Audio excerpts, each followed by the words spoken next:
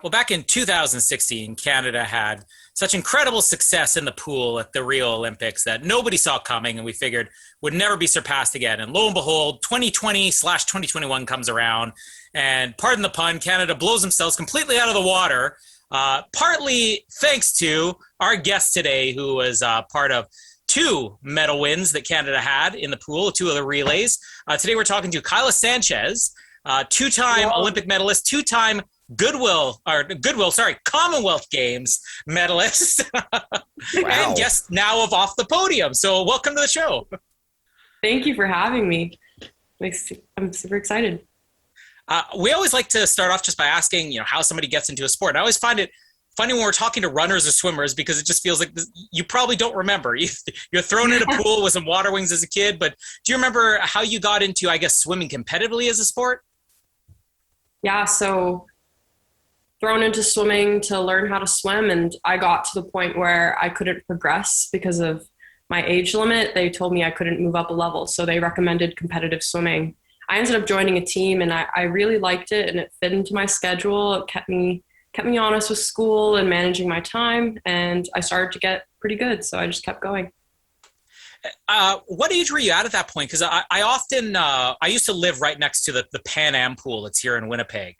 And I would walk to work like 5:30, 6 o'clock in the morning, and I would see lineups of kids getting in there at 5:30, 6 o'clock in the morning. I mean, how old were you when you were getting to the competitive teams, and what were the practices like at that young age? Because you had bounced around school, you said. Yeah, so I actually started with a competitive team when I was 8 years old, but my parents decided for me at that point that they wouldn't let me do those 5:30 a.m. mornings. I didn't start to do those till I turned 12, and I really kind of understood why I was waking up and getting into that routine. And yeah, it's tough to have that in with school. And thankfully I don't do that anymore. The earliest I have to get up is 6:45 in the morning. So I'm cruising.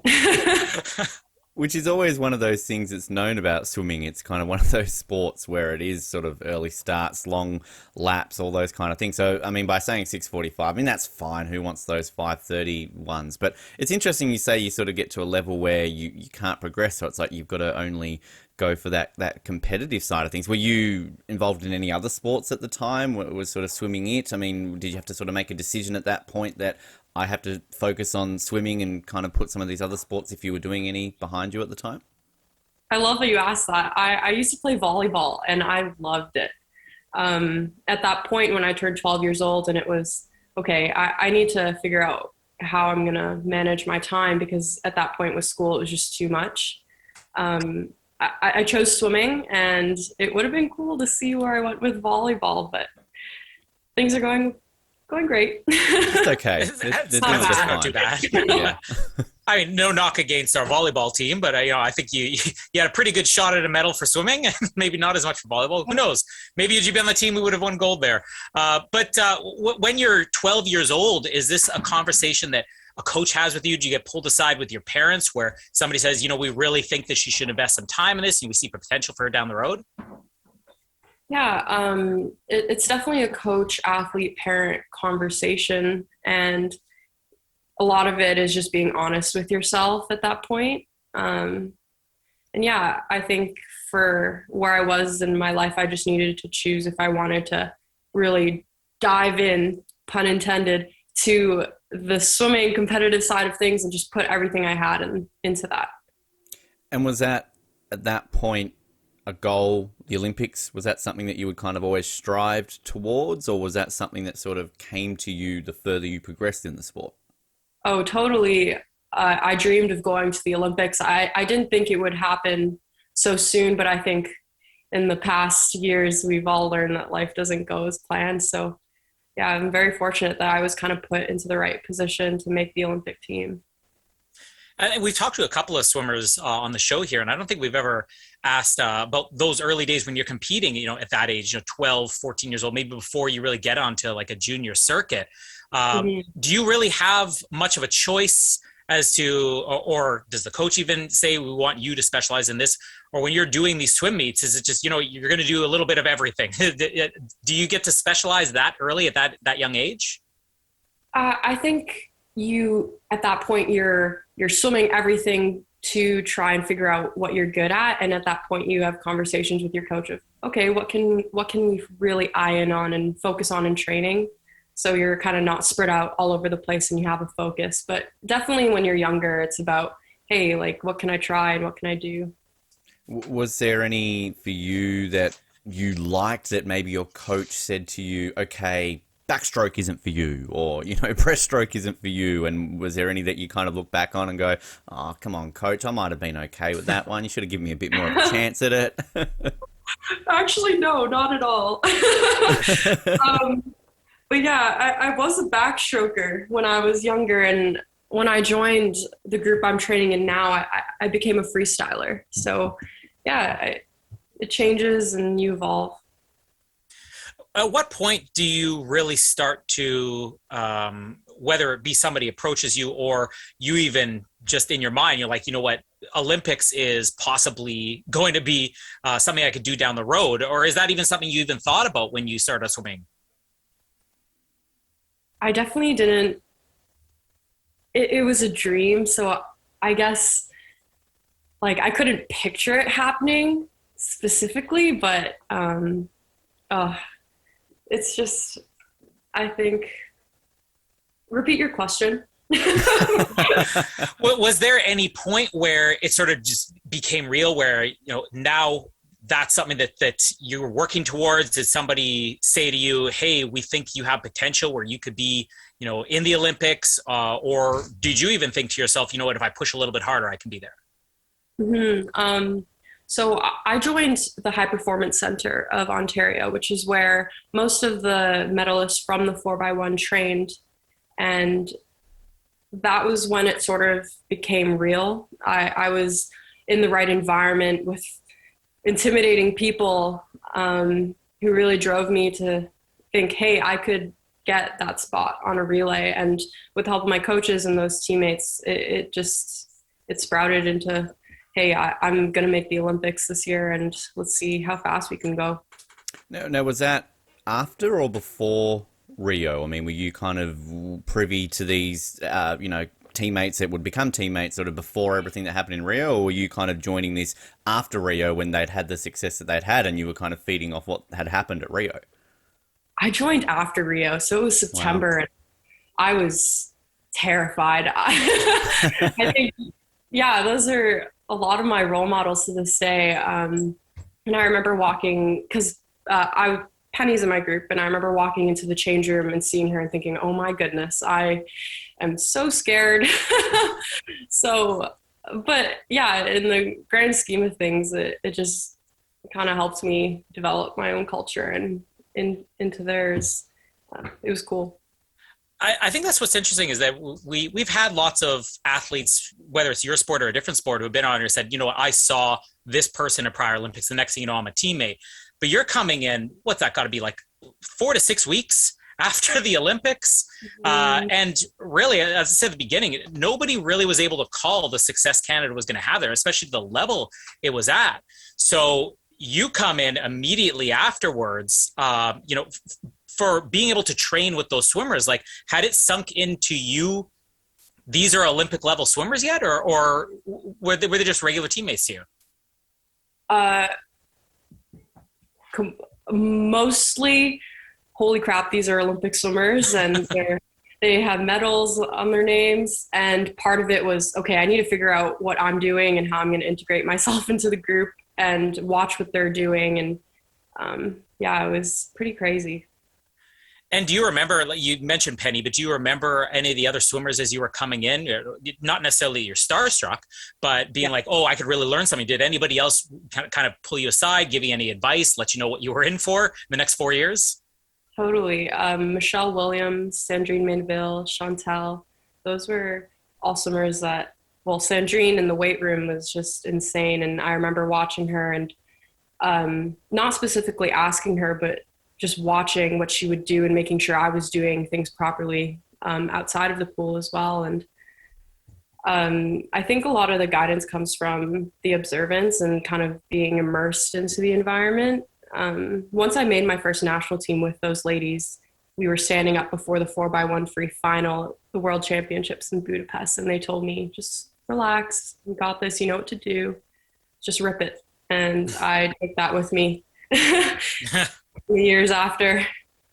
Which is crazy to think that progression sort of in that period of obviously joining sort of that squad, the World Junior Championships the year after, the Commonwealth Games, and obviously, as you're mentioning, the World Championships in 2019. Does that hit you at some point? Are you mentioning sort of being on the blocks at the World Championships, but say before that, when you're at, say, a World Junior Champs or at a Commonwealth Games, sort of progressing up, that this is happening? You're mentioning sort of that Olympic, ambitions, that all of a sudden that this is the path I'm taking. I'm reading the Google Maps correctly. I'm going directly towards my goal, and this could be achievable. Honestly, to this day, like I look back at those meets and I'm still pretty surprised, like, oh, I did that. And I was there, I think, because you're so focused on performance and trying to do things properly. And of course, you're trying to live in the moment, but it's just go, go, go. And it's nice to sit back at the end of the quad and just really appreciate all the growth that you've been through. I have to ask just about the Commonwealth Games, given they were in beautiful Australia, Gold Coast as well. I can imagine that it's not a common thing in Canada to swim in an outdoor pool. Was that your first time ever competing in an outdoor pool at an event like that? And if so, what was it like compared to competing in an indoor pool? It wasn't my first, but it was definitely my first time competing outdoors at such a high level meet. It was pretty crazy, the whole experience. That was my first multi-sport games, so that whole village experience. Oh, it rained a couple of days, but it was really cool to look up into the stands. Everyone would put on their plastic covers and then take the rain off. It was it was a really cool experience, I think. That was the meet where I had a lot of growth in terms of race performance, and watching the big guys like Kate Campbell and Bronte do what they can do so professionally. And did you get to experience much of Australia? Like, do you get sort of time after or beforehand that you maybe get to hang out a little bit and kind of see a bit of the Gold Coast or a bit of the country? Yeah, so we did our staging in Australia beforehand. So we had some time, but mostly I had a day after the meet where I wasn't competing. So we went to this bouncy water contraption thing that I've never experienced in my life, and it was such a good memory to just be in the ocean. And that's the Gold Coast. It's all around the ocean and bouncy water things. That's just what they do there. Very Gold Coasty. You mentioned earlier you kind of turned to specializing in relays, or at least look to that. This is into it. You kind of have turned into like a relay specialist now. When you're starting out, is this what a swimmer looks at? Is this is my best chance to get onto a big stage like the World Championships or the Commonwealth Games, or is that something that you prefer to actually do the relays over the individual events? I love relays. So Ben Titley, that is training us in Canada, he has helped develop the relays for Canada and really tried to instill in us that it takes a team, and to be on that team is an honor. So I've loved that I've been given the opportunity to prove myself on those relays and show that I'm a valuable member on that team. And when you are going into games like the Commonwealth Games, how much heads up do you even get? I know with the relays, everything's always changing. You've had events where you've been in the heats or you've been in the semifinals and not necessarily the finals, and sometimes it's the other way around. But when you're flying out there, are you at least told, hey, you know what, you're kind of on the short list for a relay, or do you literally get thrown in there and they're like, you know what, tomorrow get ready for a relay? There are certain situations where you are thrown into relays for different reasons, if a swimmer's sick or if the plans change. But going into the Olympics at least, and most of the national meets I've been to, I've been given the idea that I would be on the 4x1. And I would, of course, need to prove myself for the 4x2 because we have a pretty deep field in that sense. But with the trials, it kind of helps kind of just fortify the fact that, hey, I got that relay spot, I earned that, and it's a pretty big honor. Does that make an event like the trials interesting? Because, of course, I guess you've got a couple of levels there, don't you? I mean, you want to qualify, of course. You want to then potentially qualify for an individual event or two, and then also at the same time have that, as you're saying, in the back of your mind, showing that I'm still good enough to make this relay team, which sounds to me like is maybe your goal there, that you enjoy the relay aspect so much that you just want to be able to prove that you are worthy of that spot. Right. I think as I grow in my career, I'm definitely striving for those individual spots and events, but Canada is so good at the relays, and the fact that we got second in that 4x1, it's just, what can I put into the relay that'll help all of us succeed versus kind of my own goals in that way. And I'm not going to say it's not like this in other countries around the world, but even just looking at the media from the United States and other countries, there does seem to be something different with the Canadian relay teams. And maybe it is partly what you're saying, that, it's something we have a lot of success and we take a lot of pride in. But there seems to be like a big camaraderie, a real team feeling, especially when you see you guys in the interviews afterwards. You remember with the Commonwealth Games and everything, when I would watch the interviews afterwards, it was just like you guys were the Toronto Maple Leafs, or well, they won medals, they won things. So that's not true. You're just like the Tampa Bay Lightning or something. It's like you've worked for it the entire season. I mean, are you guys really tight, outside of the pool as well? Do you look forward to doing these relays? Is it something where it feels like more of a team effort? Yeah, I think you're right with Canada, I believe, is in a pretty special situation because most of the sprint girls train in the same place. For example, pre-Olympics, we had Taylor Ruck come back and Rebecca Smith come back from college just to train with us the whole year. And we know each other so well. We've been together since we were very young. So we have that chemistry and that just, I don't know, we know, like, I know exactly how Rebecca Smith is going to come into the wall and touch it. So that the exchanges, which is another important aspect to the relays, it just becomes so much easier and you want to do well for them. And I genuinely love all the girls. And on that, going back to your point about how you joined sort of the team just after Rio, as Colin mentioned, incredibly successful games. That leads up into Tokyo, another very, successful games. Is this a case now where early on, it's still kind of recent after Tokyo, that now this depth continues, where you were at 5 years ago, now you've got girls joining the squad who are going to be there in Paris, and it's just now the success is blossoming the next talent as it keeps growing, and Canada continues to do so well on the global stage. Mm-hmm. Definitely there was a culture set in Rio, and whether or not we wanted to admit to ourselves, like, hey, we have to win a medal, and we all secretly want it, but you don't say it because you're locked into your performance and you obviously don't want to jinx it. It's just not something you talk about, but everyone wants it. And like with Summer McIntosh coming in and coming fourth as a 14-year-old, like that's just you're throwing gasoline and like oil onto this like fire, and I'm sure it'll continue, which is exciting. Kind of getting into Tokyo, obviously the game's being postponed a year. I don't know exactly where you were at. Obviously you'd been involved in the Commonwealth Games, but did you feel like that extra year benefited you, just getting a little bit more experience? Do you feel like you would have had the exact same games if you had been there 1 year earlier, and if everything had gone down in 2020?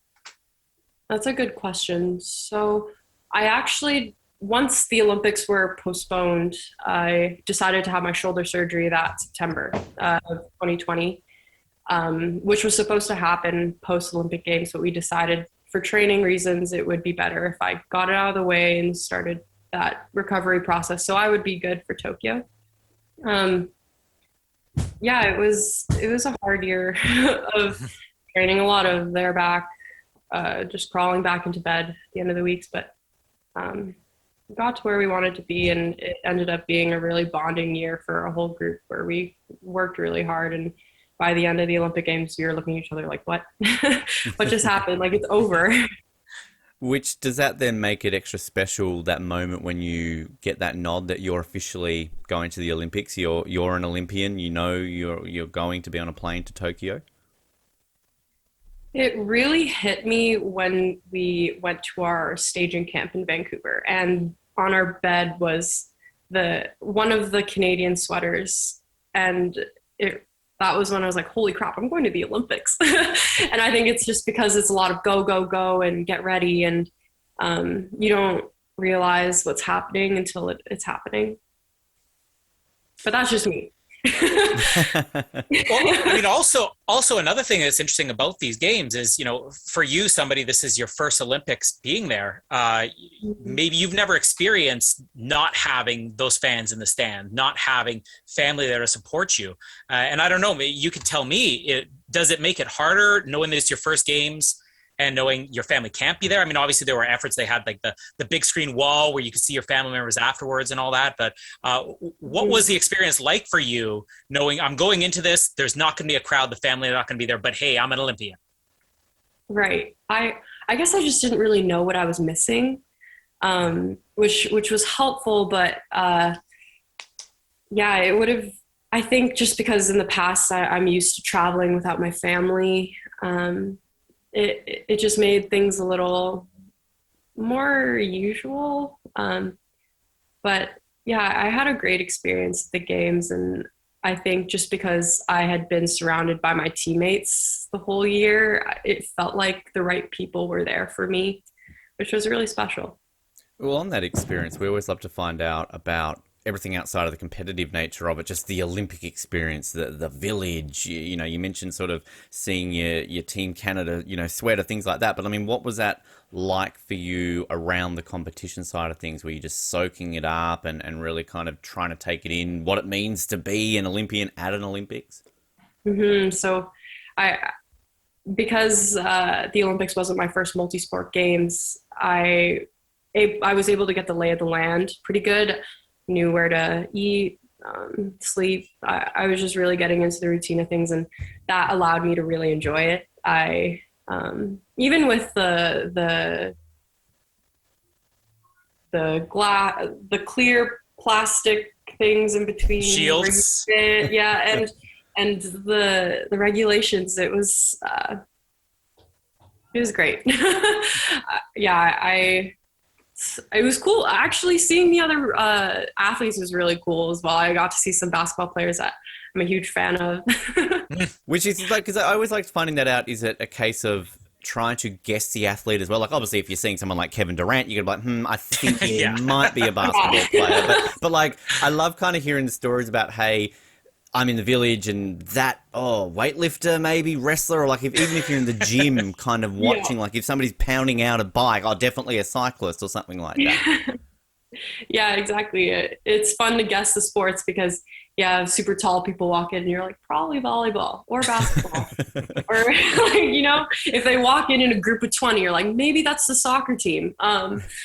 So yeah, things like that are pretty fun and keep your mind off the stress and the nerves of the whole games. You mentioned earlier, one of the interesting things about relays is just how precise something like an exchange has to be.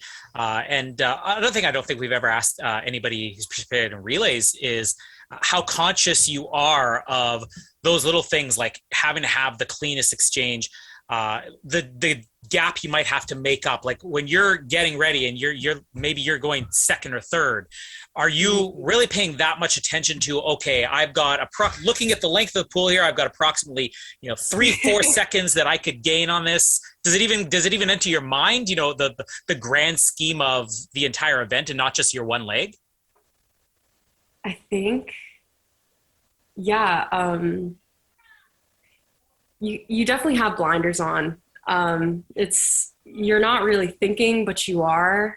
Just because in the training, like you just know exactly how it's supposed to feel. And from the prelim swims, you usually can build off of that. But the things like exchanges are usually, for me personally, they're more natural, especially on our team. But the safe thing for relays and what it was always said is it's better safe than too soon, because you'd rather just be slower than be disqualified. But definitely blinders. Before the relays as well, if it's going to be a tight race, because you usually talk about it with your coaches and the splits, the swimmers that you're going next to. So it's more about, hey, I need to do what I know to do, and it'll usually put you in the right spot. And just in comparison to something like track and field, where it feels like half the teams get disqualified by the end of the event anyways because they're exchanged. Oh, you're just outside the line, just outside. It doesn't seem to happen as much in swimming, but I've got to imagine that it's happened to you at least once at some point. Have you ever had just, you know what, bad exchange, you just knew it, and then, does it happen often enough that there are disqualifications? It happens more often when you haven't rehearsed the exchange with the swimmer that is coming in. To be, like, I don't think I've ever been disqualified for an exchange, but I've been pretty close. Do you know you're close when it happens? You're like, uh-oh. Yeah, we weren't watching that closely. You have that thought midair, like, oh, I don't know. So the extra adrenaline helps. But yeah, it's pretty fun. Very famous one I remember for Australia was the 2001 World Champs when, I can't remember if it was the 4x1 or the 4x2, won the gold, world record time, and basically the team jumped in the pool to celebrate without realizing that the 8th place finisher hadn't finished. So therefore there's this famous footage of them being interviewed pool deck, you know, congratulations, you're world champions, you broke a world record, and all of a sudden, boom, DQ next to their name. And we spoke to Jan Rooney a while back about that. She was part of that team. But you mentioned before kind of about going into these events kind of obviously with, hey, it'd be great to come away with a medal. I mean, going into the Olympics, bronze medals Canada had won in the 4x1 and the 4x2 at the World Championships in 2019. So was it an expectation to leave Tokyo with a medal? Was that sort of what you were all gone in that mindset, like medal or nothing really at that point? I think for me personally, I don't want to say yes, but yes. You know, like I think we all just kind of knew what we had worked on and what was all the work that was put into it, that it was just like, if we don't podium, like we gave it everything we got and we all wanted it so bad. So we're so lucky it came together, and it was pretty cool. Which I just wanted to add on that one with the 4x1. We were doing commentary on that event and we called it the off the podium double because basically, obviously as an Australian, I'm going to be sitting here quite happy that, you know, a world record and a gold medal. Thank you very much. But if I want somebody to get second, I'm going to want it to be Canada, and particularly beating America as well, which it's funny doing that sort of commentary, you know, clearly because we're esteemed commentators on this show, but the joy that I've got as an Australian, but Colin was equally as happy with the silver medal. I love kind of seeing that Canadian perspective of how much a silver medal meant sort of in an event like that. I mean, coming away with a silver, you're improving what you do then from the World Championships. I mean, that medal mentality, but I mean, silver, that's a pretty good medal to have if you're going to walk away in Olympics with a medal. Mm-hmm. No one was going to touch Australia. They had an unbelievable relay. Emma was insane. Such a cool person to watch swim. But yeah, I do believe that was our gold medal. And when we look back, we could just really say that we gave it everything we had. And Penny worked really hard to make sure that was silver at the end. It was a tough race, and it was pretty, just on no words still.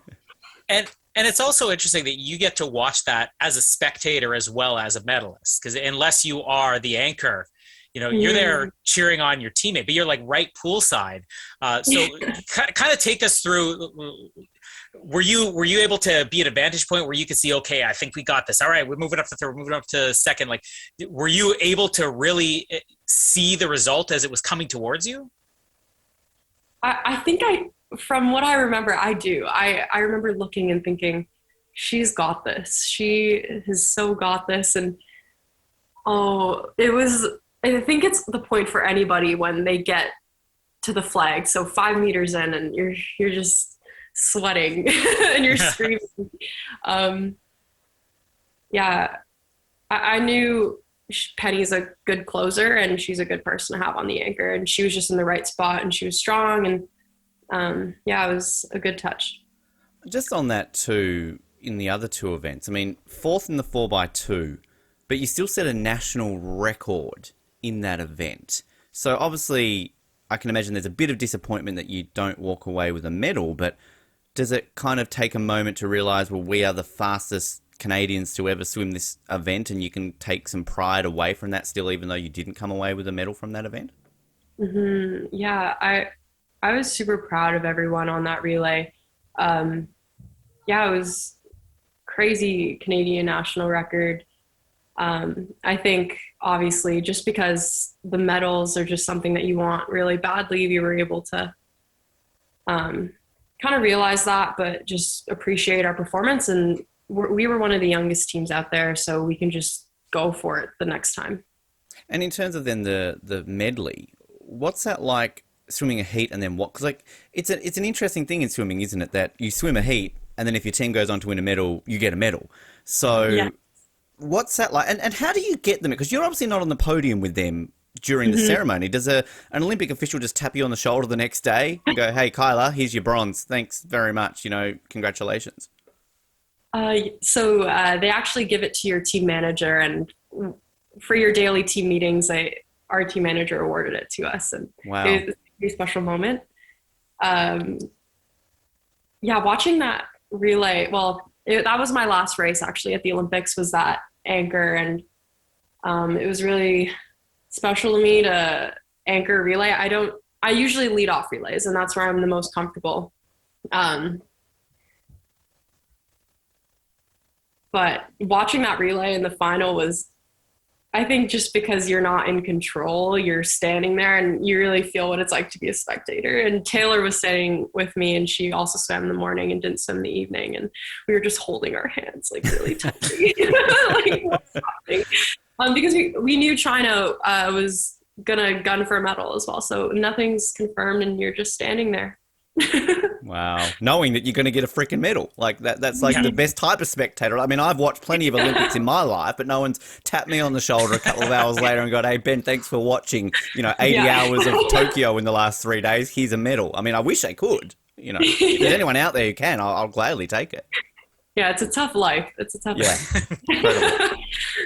Now, it's funny, before we did this interview, I told Ben, we're huge Olympic fans. Obviously, we have an Olympic podcast, but I was almost more excited to talk to you about the ISL than I was the Olympics, because I've gotten so into the ISL. I mean, there was really no TV coverage here in Canada the first season because we didn't have the team yet. And then last year, CBC had coverage every single weekend. I'm like, well, this is actually really interesting. This year, I was waiting week after week. I'm like, when is CBC going to start covering this?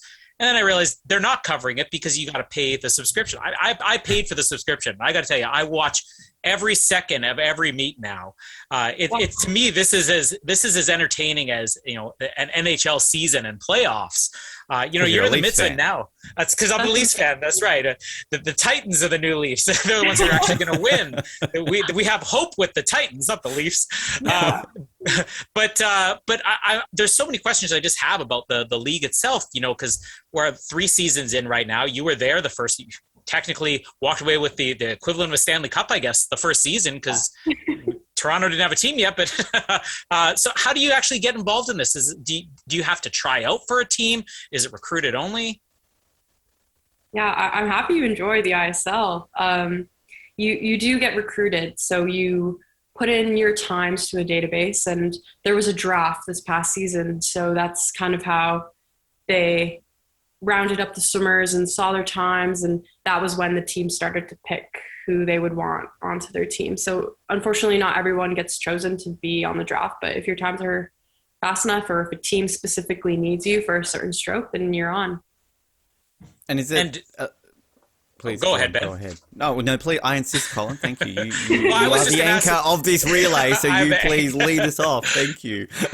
I was just going to ask, what do you get for, I guess, the season when you were on Energy Standard, where you're technically the champions? Do you get a ring? Do you get a trophy?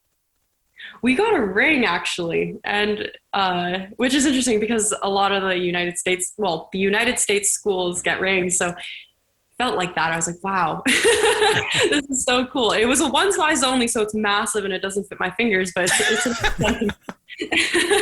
which I always wonder when people win rings, because it's a medal you can sort of wear. I mean, if I won an Olympic medal, I'd never take it off, but obviously you're probably not wearing it now, so I'm guessing you take it off every now and then. But I always wonder, I mean, I don't see LeBron James in interviews just with covered fingers, right? Like Tom Brady's just not all of a sudden having his hands weighed down. Like, obviously, it's something Yeah. likened to an Olympic medal where you would put it kind of, I guess, in a trophy case or something like that next to the Olympic medals or something along those lines.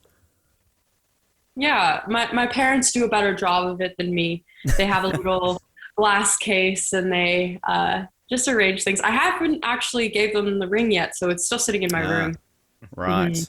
Okay, then. But the medals, are they on display? Are they kind of already in the, case?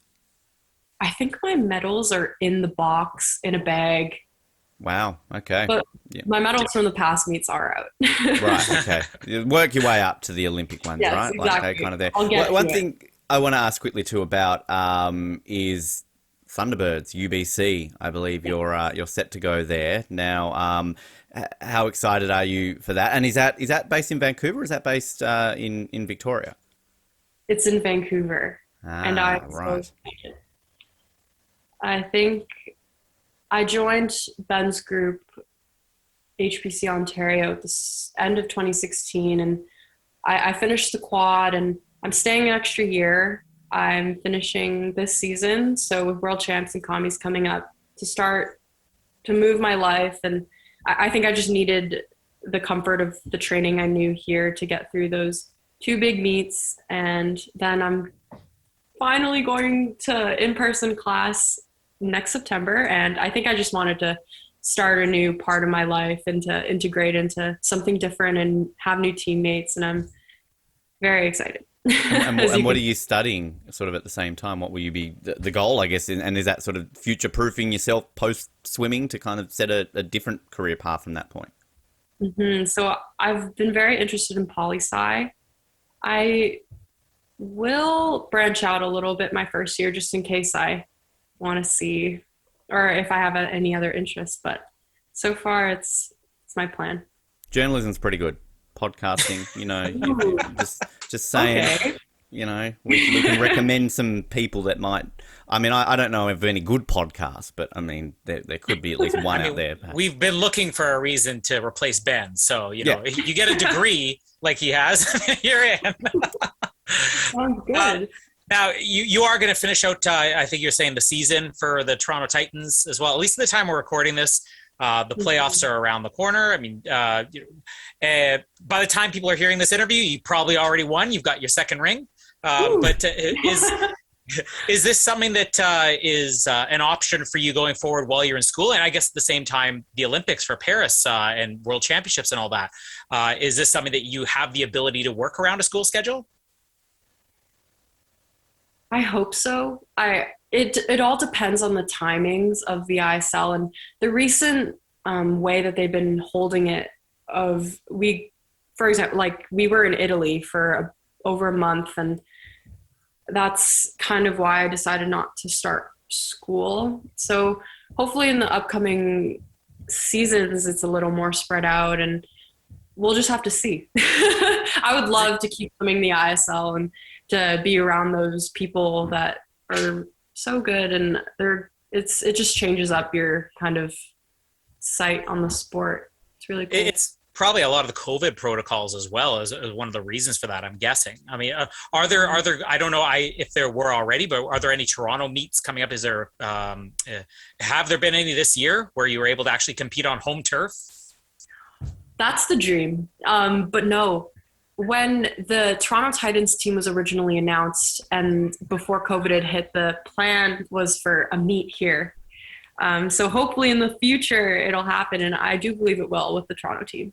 We're still hoping for the Australian team. Just saying out there, Yeah. ISL. Why if is you're there no listening. Australia? You got to wonder. There's 10 teams and Australia has one. I mean, this to me is like as if the NHL didn't have any Canadian teams. I mean, I would assume outside of the US that Australia probably should have some teams. I mean, I'm guessing it is a bit far to travel to Australia in current climate. Maybe a little bit difficult. We close out with a set of series of kind of just get to know you questions in a second, Kyla. But I mean, touching on sort of what Colin said, into 2022, obviously a world champs, and then barely 6, 7 or so weeks later, a Commonwealth Games as well. It's sort of a tightly packed schedule with how the calendar's been rearranged with COVID to that. I mean, do you? Obviously, a world champs, I can imagine, is maybe a higher precedence, but do you look at something like a Commonwealth Games, given that was your first multi-sport event, and look at that maybe a little bit differently now. You know what to expect, and you can go into it a little bit differently with a different mindset with the girls and push to beat us pesky Australians who keep Yeah. kind of edging you out. Yeah, I think Worlds will be a good spot to kind of just prove what we can do again. And then commies, we can enjoy Birmingham. And yeah, just like you said, be comfortable in the environment and have fun again, which is a good portion of loving your sport, is to just truly enjoy it. So commies will be a place to do that, and it'll be fun to be in a multi-sport environment. Ben had sort of explained before our final set of questions here. We'll kind of go into more detail here. So this is actually taken from the Team Canada did this. This is the Olympic.ca website. They did this for Rio. They did it for Pyeongchang. They didn't do it for Tokyo. So I actually feel bad because this is something we could have had you fill up, but you can now submit this. And if they decide to bring it in for Paris, you've already got it. We'll try to match up your answers. Perfect. What it is it's a series of questions that are, some of them are like serious sports related and some of them are just goofy. There's pictures in here, which, if you want to submit later on, you can. Ben always likes to say we've had at least one athlete who submitted pictures later on. Two bobsledders. No summer Olympian has ever done this, Kyla. So just you no could become pressure the if you want to be the summer first. Olympian to do pictures. I am going to say we're using Emily Overholtz that she did for Rio kind of as our template here. And I'll drop a few throughout here, but I'm very curious. If you ever talk to Emily, please find out if she filled this out on her own, if she had help, because we interviewed Kylie Mass last year. And I told her, Emily's answers are hilarious. And Kyla's like, I have a feeling she had some help with that. I don't think that those are Emily answers. So Oh my gosh. maybe you can find out for us, or even give us your opinion as we go along. But So we'll we're start learning out. that Emily's not funny. Is that That's what we're what I saying? think that's what Kylie was saying. Okay. All right. She's like, yeah, I'm pretty sure maybe somebody's over there with that. But first question, this one, not a funny answer, but maybe you have a funny one. I don't know. The greatest Olympian of all time is? Oh, man. You can answer yourself if you want. I'm not that type of person. I don't, I would, but then I'd sit in my room later like, why did I say that? I'm going to say Derek Drouin. I read today on a sign that he's Canada's most decorated male athlete, so I will applaud him in that way. Yeah. We interviewed him, was it about a year ago? Yeah. Mm-hmm. Yeah. And good guy. We like him. Promptly, yeah, we won't get into then what. Yeah. Ben Anyway. cursed him. Let's just say it. Don't say it. Don't do it, Colin. God. Don't do it. I never would do such a thing. I think I said, I guarantee you will win gold in Tokyo 5 months later. I am withdrawing from the Olympics. So, yep, okay. Now, this is a question that always makes Colin and I feel kind of old. So I look forward to your answer. The first Olympics you ever remember watching was? 2016. Yep, definitely feel old. All right. I think I 100% watched the 2012 Winter Olympic Games, but when I was really watching 2016 for sure. You're sizing up the competition at that point, right? The next one, if you want to submit a picture later on, is draw a picture of yourself, but we'll skip that for now. Your favorite ice cream flavor is? Ooh, I would say mint chocolate chip, but I've evolved into a coffee nut type. Nice. I love the evolution that you've got to evolve. It's like a Pokemon. Reach level 20. I can now eat coffee. It works that way. This question's interesting because you kind of do have walk-up music in swimming now, the whole entry thing where you sort of walk out onto the pool deck. But the question is, if you were a baseball player, what would your walk-up music be? Baseball. It could just be used of any, like, again, you're walking out in the pool deck, you're putting on a song, like it's your pump-up jam, essentially. Wild for the Night by A$AP Rocky. It's just a mix between rap and EDM, and there's so much noise, and yeah, it's great. Nice blend. And anyone who can use a $sign in their name, like that can, like you could change your last name to have like the $sign on Sanchez. $Sanchez. True. Hey. I'd be a baller. Yeah. And that would be fun during the, like, I mean, we like to talk during the Olympics that, particularly here in Australia, nobody could say Kylie's last name properly, you know. So, like, that would be fun during Paris to have, like, commentators going, like, and here comes Kyla, $Sanchez. She touches, like, that would be fun to watch. I would really like to see that. Yeah. In a movie about your life, who would you be played by?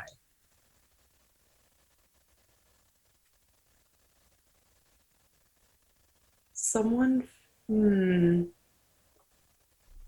I'm gonna say, oh gosh, I watch movies, I promise. Like, I do. I've really gotten into that over and over. I'm glad. That's good. Progression. You've leveled up. Oh my gosh. Okay, I'd be, Chandler from Friends. I'd have him play me. Oh, okay. Matthew I Perry. like that. Yeah, Matthew. I mean, Yeah, he couldn't be Perry. James Bond, so like, I mean, that's, that kind. I like that's. I like it when you kind of have like an out of the box answer. That works. I really want to see this now. Yeah. TV actor. Could I be wearing any more medals?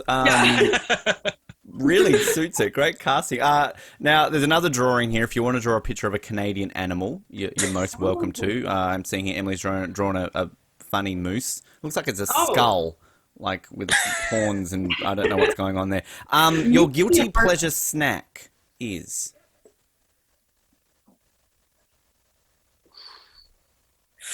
Okay. I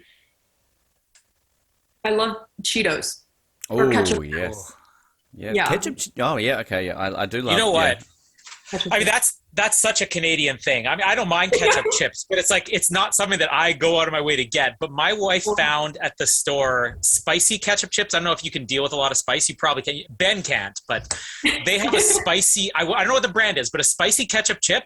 And I told her, I'm like dill pickle for life. I'm like, you can buy the spicy ketchup chip anytime you want. So good. Yeah, it sounds great. I did love the first time I ever went and stayed with Colin. He's like, we're going to do the most Canadian thing ever. We're going to get the ketchup. We're going to get and we've had ketchup chips in Australia before. I do remember, I think it was maybe during the Melbourne or the Manchester Commonwealth Games, they had a Flavors of the World series of chips. So like they literally had a meat pie and sauce Australian flavour chip. I think like the UK was like a ham and mustard flavoured chip, but they had the Canadian chip and you would get the ketchup chip. I remember that vividly. So I'd had them before, but I mean, I lived in Canada for a bit and I didn't really eat a lot of chips, but I would go for the ketchup. I'd like to fit in. Oh, they're great. Yeah. With all the people. Now, if they make ketchup Cheetos, that would be something to try. They did. And yes, they're a thing. They're Cheetos and they're ketchup flavored. And they're shaped like Canadian maple leaves. Oh, wow.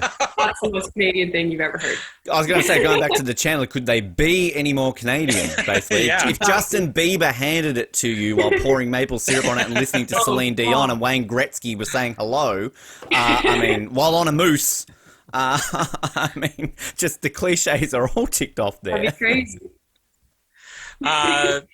Let me see. What are we up to here? This one's always a tough one. So if you can't think about it, we can come back to it later, or you could just say skip it. But I like when people do have answers for them. So my favorite song lyric is an individual lyric from a song.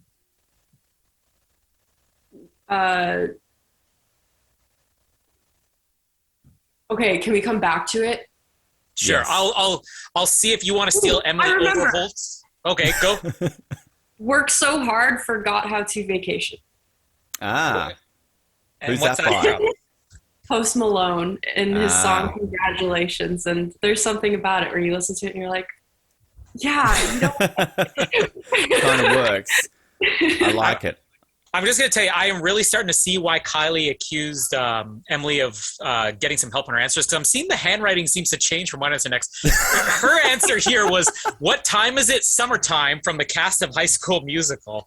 You are right. The handwriting does The handwriting change. changes almost on every answer. So there's something Wow. fishy. That's something I've never noticed before. The most recent TV show that you binge watched was? Well, right now I'm watching How I Met Your Mother again for the probably fifth time. what's the last show? Is that literally to just try and work out that the ending is so shit that you have to try and... I totally agree with you. The first couple seasons, great. And then you stop paying attention. Then it ends. And you just watch the alternate ending on the DVD, right, which I think they ended up putting on there to appease the fans. Like, that's how it should have ended, right? Like, not this crap that they do at the end. I haven't seen that. Okay, I'm going to buy the CD. Yeah, it might even be on YouTube, but I think kind of the creators got so sort of like, okay, well, this is maybe how we should have ended it. Which I think, like, spoiler alert, if you've not seen How I Met Your Mother, I think it literally ends on him meeting her under the umbrella or something like that. Right. So, like, I think that's kind of how it should have ended. I'm not angry about it. No, that was me a couple years ago, and then it's dissipated. I accept it. I like your resolve. What is your biggest fear in life? And if you're like Emily Overholt, it's waking up with a spider on your face, but maybe you have she's been to Australia. A bigger fear. Yeah.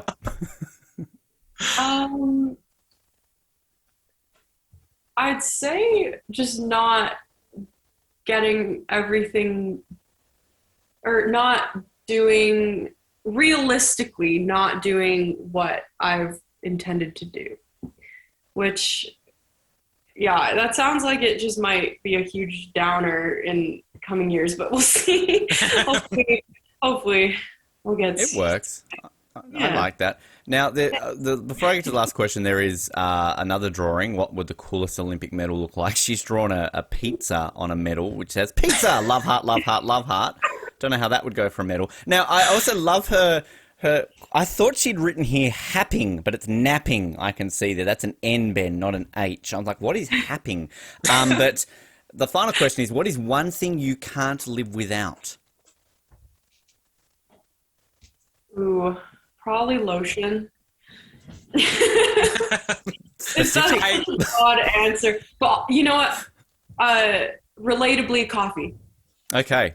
Which you can progress, you evolve and get to yes. Yeah. It'll turn into something. I mean, Winnipeg winters, it's probably like every place in Canada, especially Winnipeg winters, like I can't live without lotion. So I 100% relate to it. I can't handle caffeine, so I relate to your lotion answer more. Can I just touch on that? Where does lotion and winter come into play? Like, am I just a dumb, naive Australian? I lived in Victoria. Yes. We had 2 snows. That was it. So to me, that's not winter, that's right? Why, so how does lotion and winter, I don't get the dry, connection. cold, your skin getting blasted by wind for the whole winter.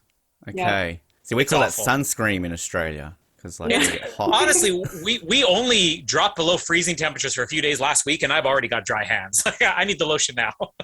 Put the lotion in the basket. Yeah, this is a Canadian problem. Yeah. Before we kind of say goodbye to you, Kyla, is there anywhere that people can follow you on social media, follow what you're up to? How can they subscribe to the ISL as I did? Yes, I'm on Instagram, Kayla Sanchez _. I'm working on my Twitter. I'll get there, and I'll start to think of inspiring things to say. But yes, for the ISL, it's isl.global. And everything's on there. You can see past seasons, and you can subscribe and follow along with the Titans. Cheer us on. Go Titans. And it's only it's like $40 too. Yeah. Bargain. Yeah. Actually, I did a giveaway. So I had some people on my Instagram win a subscription. So great. I see. I'll admit I didn't sign up at the beginning of the season because there were a lot of swimmers who were giving away those subscriptions. So I kind of waited for the contest to be over, and then when I realized I didn't win, then I paid. Smart. But I will pay for future seasons. I'm not paying $40. I want to win. That's how it works.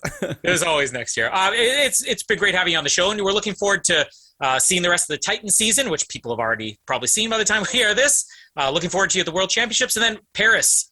I guarantee we're going to see you there, and we're guarantee we're going to commentate you winning another medal. Oh, thank you so much, guys.